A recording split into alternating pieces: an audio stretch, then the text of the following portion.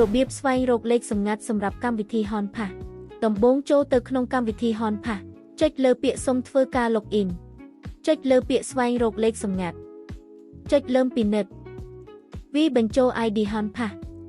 ប្រសិនបើបងប្អូនចុះជាមួយលេខទូរស័ព្ទសូមបញ្ចូលជាមួយលេខទូរស័ព្ទ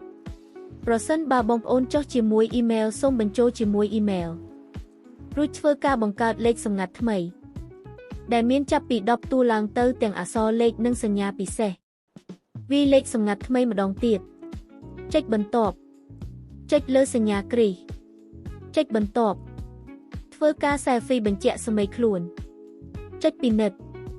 ការបដូរលេខសម្ងាត់ថ្មីរបស់អ្នកគឺជោគជ័យចូលទៅទំព័រដើមរបស់ HonPass ចុចលើសូមធ្វើការ Login VID ដែលជាលេខទូរស័ព្ទ Email វាបញ្ចូលលេខសម្ងាត់ចុចលើចូលនោះការ Login ចូលទៅក្នុងកម្មវិធី HonPass គឺជោគជ័យ